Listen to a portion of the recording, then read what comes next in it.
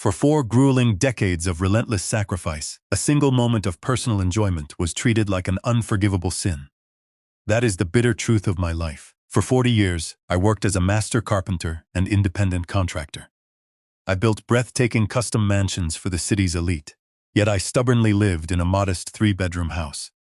I was never late to a job site. I never wasted a vacation day on myself. I lived exclusively for my family. For the past 15 years, I wore the exact same leather tool belt. The leather had cracked, the rivets had rusted, and I had stitched the pouches back together with heavy wire more times than I could count. I never once minded spending less on myself. I only wanted to guarantee my children had the best foundation possible. I paid for their college tuitions in full. I paid the down payments on their starter homes. I even paid for the luxury cars they drove. I genuinely thought that was unconditional love. But I was fundamentally wrong. Welcome back to Dad's real-life revenge. Grab a drink, pull up a chair, and remember this universal rule. The people in these stories had every opportunity to do the right thing and be grateful. They simply chose to be parasites instead. Leave a number 1 in the comments below so we can keep this story moving, and hit that subscribe button. You are going to love how this one unfolds. Last Friday afternoon, the sun was shining brilliantly over the harbor as I walked into a private marine brokerage. I sat down at a mahogany desk and firmly signed the paperwork to purchase a beautifully restored, 45-foot classic sailing yacht worth exactly $120,000. I paid for it in hard-earned cash. It was the first time in my entire 62 years on this earth that I had done something selfishly for myself. The yacht was securely tied to the slip when Julian and Chloe arrived. I stepped off the gangway, grinning like an excited child, eager to share the greatest news of my life with my flesh and blood. But there was no warm hug. There was not even a single word of congratulations. Julian and Chloe were standing on the wooden dock, their expensive sunglasses hiding their eyes, but their body language radiating pure disdain. Their eyes were not focused on me. They were staring at the gleaming white hull of the yacht. Chloe, who fancied herself a high-end fashion influencer, immediately folded her arms defensively across her chest. Her judgmental gaze moved along the sleek body of the vessel, as if she were examining a highly offensive crime scene. She did not see my 40 years of calloused hands and aching joints. She only saw a liquid asset that had just permanently slipped out of her greedy reach. Julian stepped closer, adjusting the collar of his designer linen shirt. He tapped his finger condescendingly against the polished stainless steel railing. The sharp metallic tapping sound echoed uncomfortably in the salty air. He turned to me with a cold, arrogant expression. The first thing my son said was not, "Dad, this is a beautiful boat." Instead, he coldly demanded, "How much vital capital from this family did this toy just eat up?" "Dad?" I stood still on the dock. The warm ocean breeze suddenly felt icy against my skin. I forced my jaw to relax, trying to keep my voice calm. "I bought it with my own money, Julian. $120,000 in cash." Chloe let out a sharp, mocking laugh that cut through the air like a knife. She stepped forward, her voice dripping with extreme judgment and venom. $120,000? In cash? Are you losing your mind, Dad? Do you possess any idea how many crucial things that money could have paid for? I need to secure the lease on a new luxury penthouse downtown for my brand image. Julian needs aggressive angel investment to scale his tech startup. And you selfishly throw a pile of our money away on a ridiculous wooden boat. Julian nodded in aggressive agreement. He pulled out his latest smartphone and began rapidly tapping on the glowing screen. He did not even bother to look his own father in the eye while speaking to me. Then he casually, ruthlessly delivered the final blow. "You are living way too extravagantly, Dad. You need to seriously cut back on your reckless spending. You are getting old. What on earth do you need a luxury yacht like this for? You should be actively thinking about us and our portfolios. We are the ones who need liquid capital to build our future empires. Since when did you become so selfish?" Every single word they spoke felt like a rusted nail being driven forcefully straight into my chest. For 40 years, I wore a rotting tool belt so they could wear imported designer clothing. I ate cold sandwiches out of a dusty lunchbox on freezing construction sites so they could carelessly enjoy expensive-tasting menus at upscale restaurants. Now, for the very first time in my entire adult life, I had spent a fraction of my own money on myself. Money that I had earned through decades of physical labor, late nights, and agonizingly early mornings. Yet in their entitled eyes, I had instantly transformed into a selfish, reckless man. I did not argue with them. I did not yell, scream, or throw a tantrum on the dock. A man who had survived 40 years in the cutthroat construction business understood that words spoken in the heat of anger were useless. I simply turned around, picked up the heavy mooring lines, and walked right past them without another word. My wife, Elena, was standing quietly on the deck. She looked at me with profound concern and deep sympathy. She had heard the entire, sickening conversation from the cabin. I gently signaled for her to remain silent. I drove straight home in my old, battered work truck. I went directly upstairs, entered my private home office, and firmly locked the heavy wooden door behind me. The room fell into absolute, deafening silence. My emotional frustration had officially reached its absolute maximum limit, but right alongside the crushing disappointment came a terrifying, crystal-clear sense of absolute clarity. There were a grand total of 50 recurring monthly payments. Every single one of them was being automatically withdrawn directly from my primary accounts and credit lines. They all belonged exclusively to my two arrogant know-it-all children, Julian and Chloe. I began reading each highlighted item aloud in the suffocating darkness of the room. A cold, terrifying smile slowly appeared on my weathered face. The agonizing pain and profound disappointment I had felt earlier were gone. In their place stood a hard, absolute, unwavering determination forged in steel. All right, my dear children, you arrogantly demand that your aging father cut his expenses? Then I will do exactly what you asked. I will reduce my spending in the most thorough, systematic, and devastating way humanly possible. I placed the file of highlighted statements squarely on my desk. Then I picked up my smartphone and opened the banking management application. My calloused thumb hovered patiently over the master control section for automatic payments and authorized users. I knew exactly which structural pillar to knock out first. The first domino had to fall, and it would be a direct, lethal blow to Julian's tech bro arrogance. I disabled the automatic renewal and immediately revoked the payment authorization for his server hosting and his crucial developer API keys. A sharp, digital click echoed quietly through the darkness. The first decisive, destructive strike had been officially launched. Julian would be the very first to experience exactly what total financial independence truly felt like. How would the brilliant tech CEO react when the servers hosting his entire startup crashed into the dirt? The following Monday morning, I sat comfortably at the heavy oak dining table in my kitchen. I slowly sipped a steaming cup of hot black coffee and casually glanced at the wall clock. Exactly 9 o'clock in the morning, at that exact precise moment every single month, my primary credit card would be automatically billed $1,400 to maintain the cloud infrastructure powering Julian's tech startup. But today, the automated billing system would report a fatal error. I had revoked the payment authorization 2 days earlier.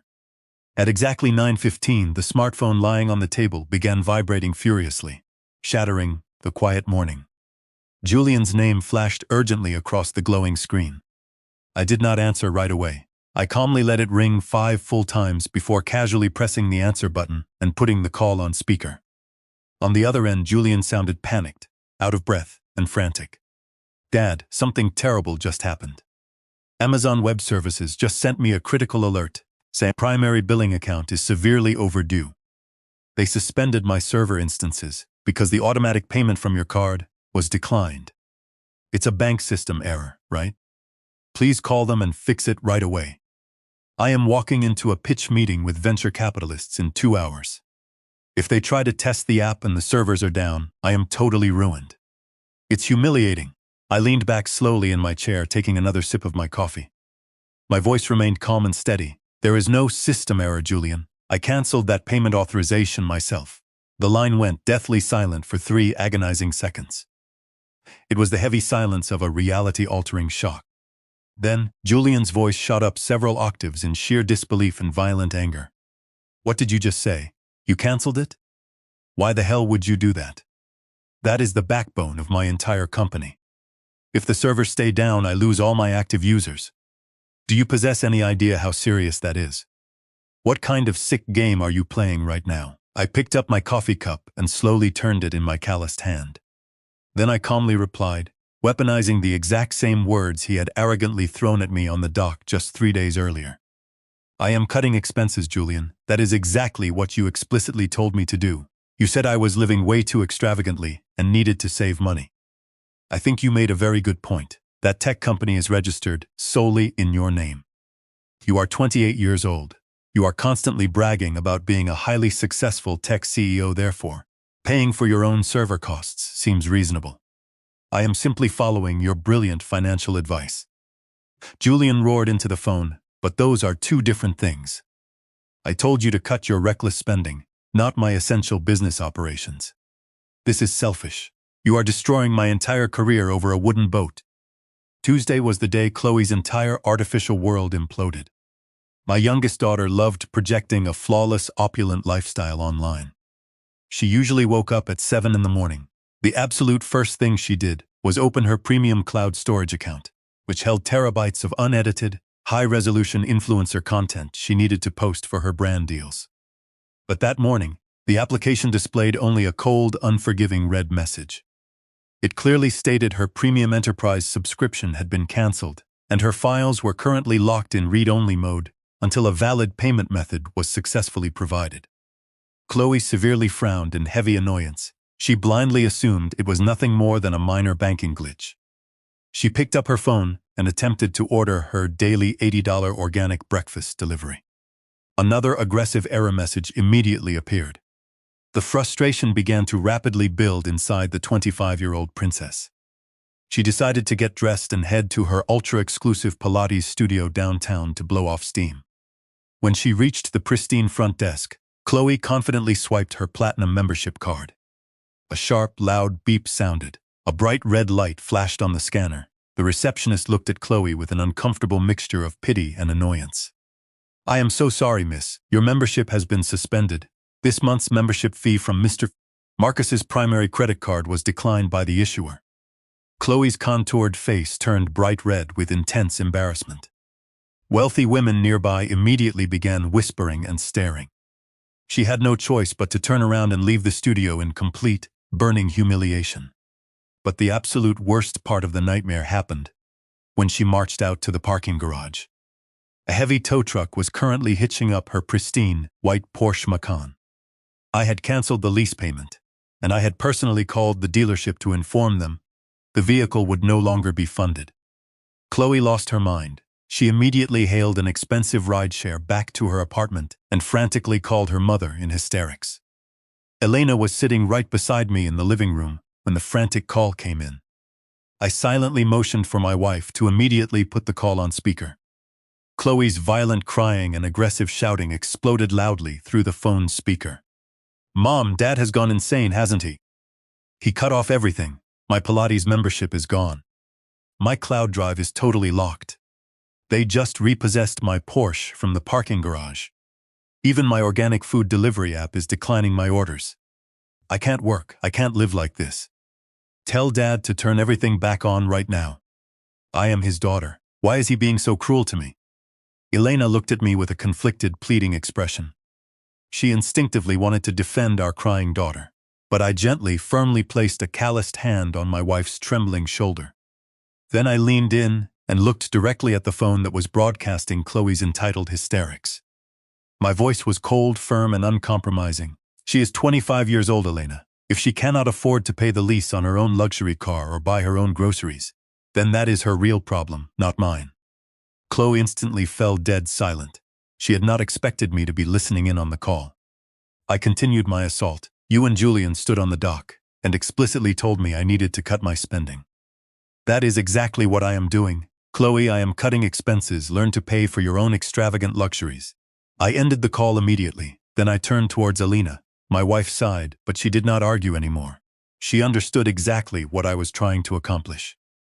But I knew my stubborn entitled children were not ready to surrender so easily. They still firmly believed I was merely throwing a temporary boomer tantrum. They would undoubtedly try to manipulate their way back into my wallet. I quietly told him, in strict confidence, that I was setting up an irrevocable, ironclad secret trust fund. I told him that every single asset I had accumulated throughout my 40-year career, including this house and the liquid cash reserves, would be permanently locked inside it. I explicitly stated that no one would be able to touch a single dollar without legal hurdles and direct approval from a strict board of attorneys. I knew with absolute certainty that Greg would never be able to keep that secret to himself. Just as I had flawlessly calculated, the devastating news reached Julian and Chloe like a violent bolt of lightning from a clear blue sky. Their toxic attitudes changed 180 degrees overnight. Their aggressive anger and entitled outrage disappeared. In its place came absolute, pants-wetting panic. They were utterly terrified of permanently losing what they firmly believed was their guaranteed future inheritance. The very next morning, the doorbell rang repeatedly. Julian walked into the house wearing the brightest, fakest smile I had ever seen. He was carrying a large cup of my favorite expensive coffee. "Dad, I was just driving by on my way to the office, so I picked this up for you. How have you been feeling lately?"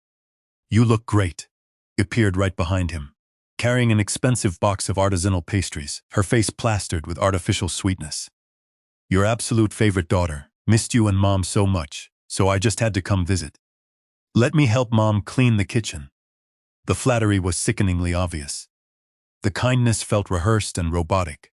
They suddenly acted like the most perfect, devoted children on the planet. I could easily see through every single agonizing second of their pathetic performance. Their unchecked greed had brought them right back into the center of the heavy steel trap I had carefully prepared. I looked at my two entitled children as they hovered around me, desperate to please. A knowing, dangerous smile crossed my weathered face.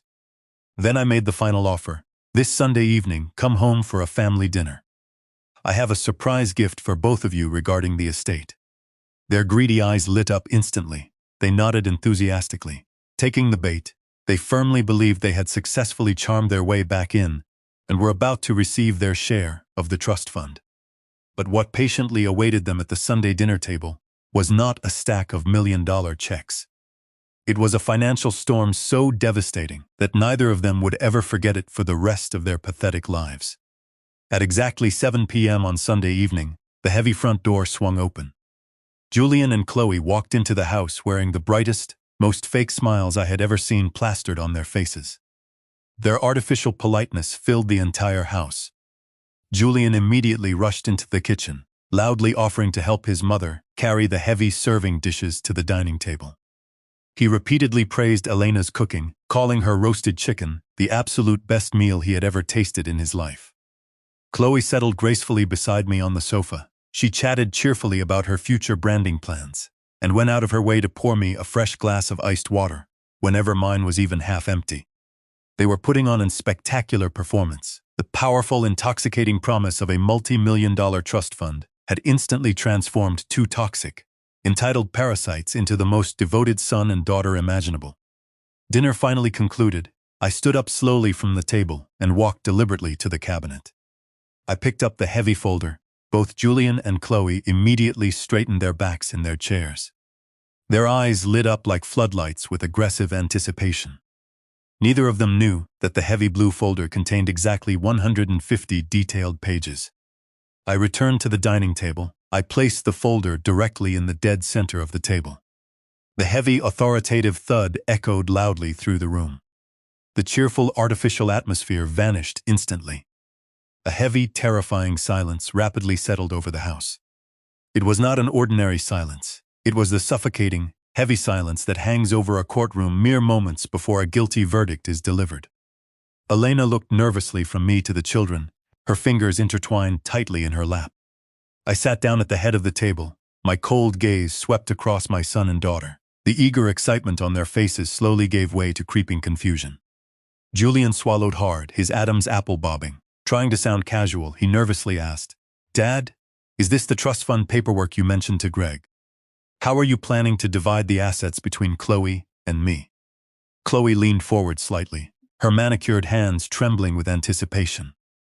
I did not answer Julian's greedy question. Instead, I rested my calloused hand firmly on the thick folder. Within those 150 pages lived countless memories of grueling sacrifices, sleepless nights framing houses in the freezing cold, and the deep, agonizing pain of a father who felt betrayed. I looked directly into Julian's eyes then. I turned my gaze toward Chloe. My voice became lower, colder, and more dangerously authoritative than it had ever been. I spent the entire week meticulously preparing this gift for both of you. I think you fully deserve to know the absolute truth before we discuss any trust fund. I tapped the leather cover. These 150 pages contain the complete, unedited financial history of your adult lives. But they are not family photographs. They are a precise ledger of something you two have spent years trying to ignore. Julian and Chloe exchanged highly uneasy, terrified glances. The absolute last traces of arrogant confidence vanished from their faces. Raw fear began to rapidly emerge. Their complexions turned a sickly, pale white. For the first time all evening, they realized that something was terribly, fundamentally wrong. This was not a joyful inheritance meeting. This was an armed ambush. Slowly, deliberately, I opened the heavy folder to the very first page. The first numbers appeared, massive, horrifying numbers, numbers representing heavy burdens I had quietly carried on their behalf for years. I looked directly at my children and calmly prepared to deliver the decisive, crushing blow. The horrifying truth behind $1.5 million was about to be exposed. As the thick pages rustled loudly in the silent room, I looked up at my two children sitting frozen across from me, like defendants awaiting a heavy prison sentence. I began to speak. My voice was calm, cold, and devoid of mercy. Numbers possess no emotions. They only tell the cold, brutal truth. That is what I learned after 40 years of managing construction budgets. And today, I want both of you to look directly at the truth. I turned the first page. Chloe, this section is yours. 4 years of out-of-state tuition at a private university. $180,000. 4 years of rent for your luxury high-rise apartment downtown. $120,000. The down payment and monthly lease for your Porsche premium cosmetics. And those ridiculous influencer trips to Milan charged to your supplemental credit card. $150,000. Chloe pressed her lips tightly together. The blood drained from her face. She tried to speak, but I raised a heavy hand and signaled for absolute silence. Then I turned to Julian's section. Julian, your turn. Private university tuition and exorbitant living expenses. $160,000. The angel investment capital I loaned you to start your tech company, which you immediately blew on expensive launch parties and never repaid. $250,000. Server costs, developer fees, and luxury car payments over the last 5 years. $100,000. I continued flipping through the pages. High-speed internet bills, electric bills, premium health insurance, first-class airline tickets, organic meal deliveries, and luxury dog grooming. Every single expense was meticulously documented down to the absolute last cent. Not a single day was missing. Not a single luxury item was overlooked. Then I slammed the heavy file shut. The sharp, explosive crack echoed through the large room like a gunshot. Both of them physically flinched. I looked directly at my children. Then I emphasized the final, devastating number listed on the last page. Everything I have spent subsidizing the two of you during the exact years since you became legal adults comes to a grand total of $1.5 million. I let the number hang in the air. $1.5 million earned through my sweat, my physical pain, and decades of back-breaking labor. I stood up slowly, placing both calloused hands firmly on the table. I leaned forward, my eyes burned with a cold fury directed at their boundless selfishness. My $120,000 boat is considered a reckless extravagance. Then what exactly is $1.5 million spent on ungrateful adults? It was only one single question, but it carried the crushing weight of 1,000 pounds. Both children lowered their heads in deep shame. Neither could look me in the eye. Julian finally stammered defensively, his voice cracking. Dad, we know it's a lot, but we are your children. You worked hard to take care of us. I let out a harsh, dry, bitter laugh. Taking care of your children does not mean permanently funding their parasitic entitlement. Do you genuinely think money grows on trees? You arrogantly treated your parents' sacrifices as if they were basic legal obligations. When I finally rewarded myself with a boat after 40 years of wearing a rotting tool belt, you stood on the dock and called me selfish. Is that how you treat the father who gave you everything? Chloe broke down in heavy tears. Dad, I'm so sorry. I was wrong. Please, don't lock everything into the trust. I looked at both of them with cold, unforgiving eyes. The trust is real. I firmly signed the documents this afternoon. All $4 million of your mother's and my remaining liquid assets and properties are now permanently secured inside it. But do not expect to receive a single solitary dollar unless you meet my new conditions. Julian looked up rapidly, desperate hope and deep fear mixed in his eyes. What conditions? I delivered my final, unshakable ruling. Julian, you must successfully keep your tech business operating without bankruptcy and pay all of its expenses yourself for the next 24 months. Chloe, you must pay your own luxury rent, your car lease, and your living expenses on your own for the exact same 24-month period. My strict estate attorney will review your financial records every single month. I paused, letting the heavy ultimatum sink in. If either of you misses a single payment even once, or if you ever ask your mother for a single dime, every last dollar in that $4 million trust will be permanently transferred to a wildlife charity immediately after your mother and I pass away. You will inherit nothing. Zero. Julian and Chloe froze. For the very first time in their entire pampered lives, they understood that the game was officially over. There was no escape route left, but their wounded pride and injured greed drove them toward a reckless decision right there in the dining room. Their anger exploded, rushing the story toward an ending I was fully prepared for. Julian jumped to his feet. He shoved his heavy wooden chair backward, his face twisted with absolute anger and burning humiliation. Fine, Dad, you want to use money to humiliate us? We don't need your damn money anymore. Keep your stupid boat. Chloe stood up as well. She wiped away her fake tears and looked at me with pure, burning resentment. You are a cold-hearted, toxic father. One day you will regret treating your own children like this. They turned and walked away. Their heavy footsteps thundered across the hardwood floor. A moment later, the front door slammed shut with tremendous explosive force.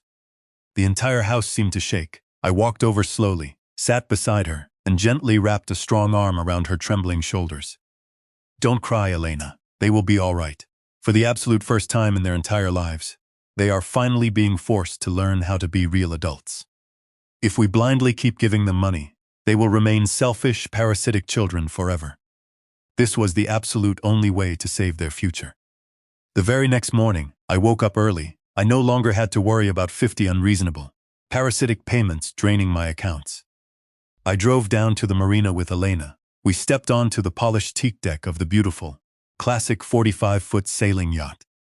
The heavy diesel engine started smoothly with a satisfying, deep rumble.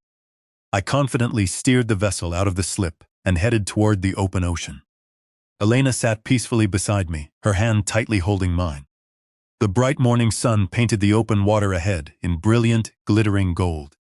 I glanced back at the shrinking harbor, then I looked down at my hands. They were scarred and calloused, but they were finally steering my own ship. At that exact moment, I realized a profound, undeniable truth. The absolute greatest inheritance any parents can ever leave their children is not a mountain of free money. The greatest inheritance is total independence and the vital ability to firmly stand on their own 2 feet. Blind indulgence given in the wrong way destroys children. Sometimes they must painfully stumble and fall before they can ever learn how to rise on their own. Thank you so much for joining us on Dad's Real-Life Revenge. If you love this spectacular lesson in accountability, please do not forget to share your own story down in the comments section below. Be sure to hit that like button and subscribe so you won't ever miss the next valuable, hard-earned lesson. See you in the next video.